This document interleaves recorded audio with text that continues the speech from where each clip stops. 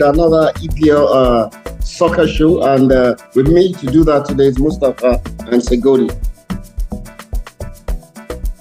All right, welcome our fans from South Africa who've kept our channel floating. Sorry about AFCON. I think Kaiser Chiefs will be happy that South Africa didn't do well in AFCON. They said, I told you so, we're supposed to be there. But anyway, now it's time to focus on PSL. And it's going to be fantastic. We're focusing on Pirates, who are holding the lead right now. But the question is, can they hold the lead? And February is going to be a tough match because they have a lot of important matches. Can they sustain it? They have players on defense who have yellow cards, and they have back-to-back games. Who do they play? Sundowns and who else? What is it back-to-back, Mr. Segodi? But they have some tough matches. Yeah, and if they get yellow cards, yeah, they're playing Sikukuni on Saturday. Yeah, so they have to wear, because I know some of their players have yellow card issues, and they can't afford to drop yellow cards, especially in the month of February when they'll be playing Sundowns. So their depth is going to be important, and they're going to try to hold off Sundowns. I don't know if it can be done. It's going to be very tight and close. Yeah, Chiefs. They have a derby as well. Yeah, derby. What are your thoughts on them holding on and taking this title, Segodi?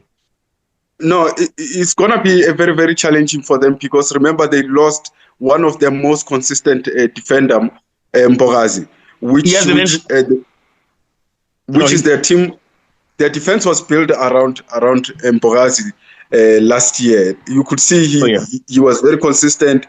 He played all the games. So the challenge for them is to get a player who can replace Mbogazi in order for them to be consistent. But up front, they have enough firepower to sustain what they're doing. But another challenge would be like Sundowns has really beefed up their attack. So we'll see how it goes. But I see them sustaining what they've done last year. Oh, so you don't see them? You see Sundowns winning the title, right? Yeah. No.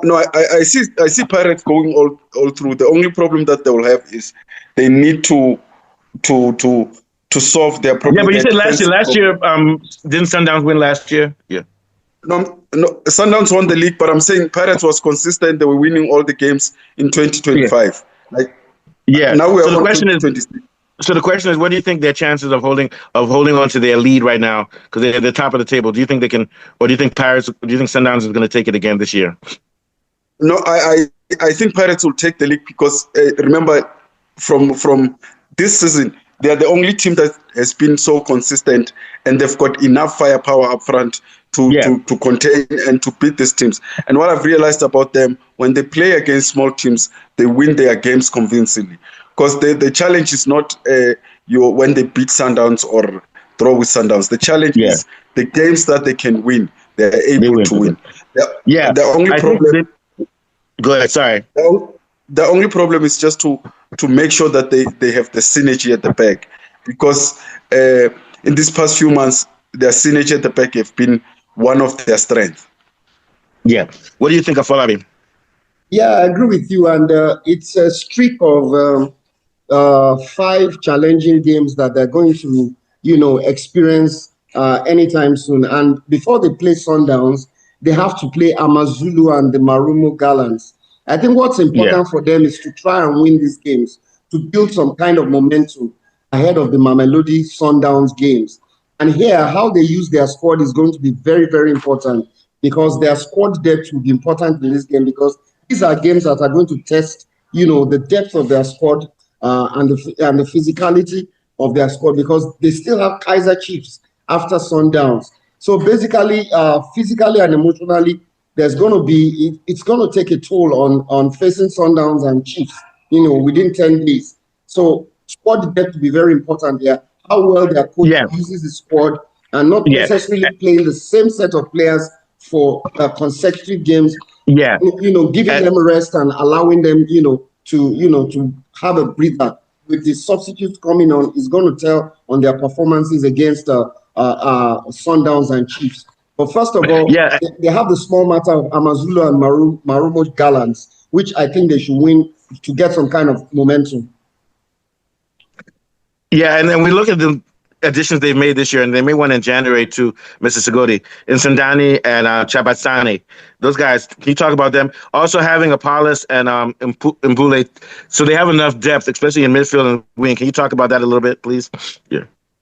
Yes, they made actually 3 signings, which is they had another Stellenbosch player called Dijon, which is a very, very consistent player who can also get goals.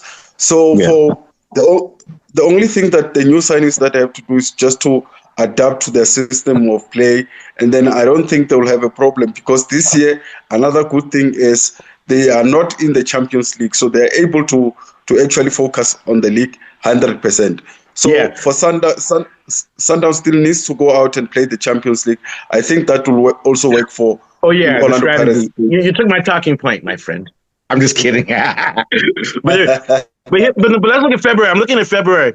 February 3, Amazulu FC. 15th, Marumo Gallants. 18th, Sundowns. 28th, Kaiser Chiefs. That's a bloody month for them. You see what I'm saying? Amazulu, Gallants, Sundowns, Chiefs. So they're going to play Sundowns and Chiefs on the 18th. Then 10 days later, they play Chiefs. I think that's going to be. I think they're going to win. But if they could lose any points, that's where they need to watch out for it. They can't afford to lose to Sundowns when they play them head to head.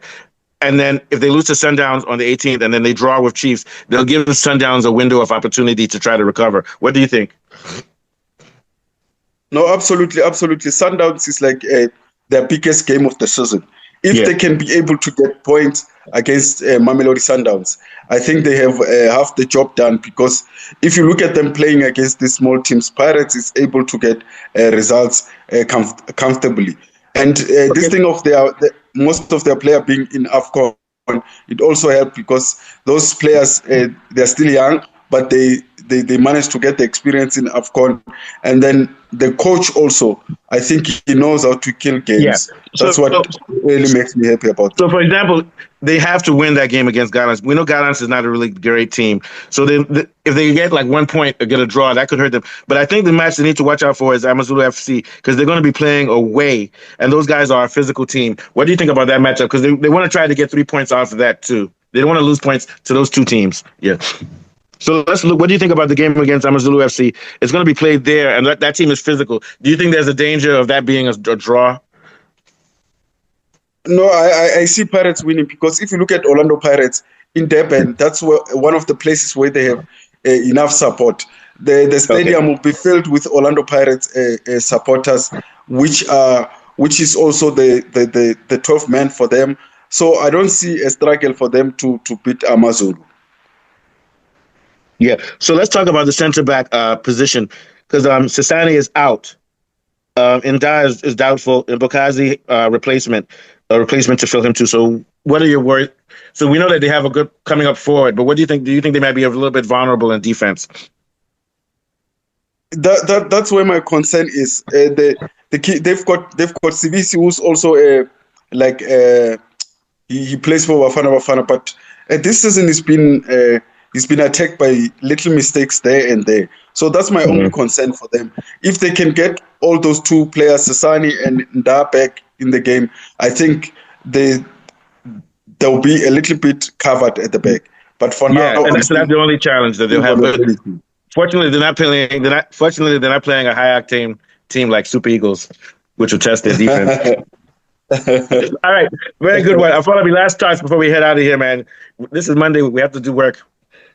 Yeah, I think the most important game for me is the one on the 3rd of February. For instance, for Amazulu, they shouldn't approach that Amazulu game thinking it's a walkover. They need the right mental attitude. Win that game and build momentum. Very, very important. It's that momentum they will take into the big game and come up after that. And I think if they're able to win that game convincingly, then it gives them a lot of motivation, to then approach the bigger games. But I think they'll be fine this season, really. All right. And so who are they playing tomorrow, Mr. Segodi? They're playing on Saturday. They're playing against Sekhukhune. Okay. Sekhukhune. All right. So we wish them good luck. And we're glad to have our fans back. Now we can focus on the real football, CAF Champions League, Confederation Cup, South African League, and other leagues within Africa. And also we'll be starting to cover the Mexico-South Africa game. We'll give a preview of that, even though it's almost 6 months away. Okay, take us out, Afolabi. You know, we always have to do a show first. It will be called the Prelude, first analysis. So take us out, Afolabi. Mexicans brilliant show. Yeah. Football show. We have been discussing the PSL, and from Segodi, the South African football expert, Mustafa Jinodo and myself, will be back again. Goodbye for now. Thank you. Thank you. That was a good one. We got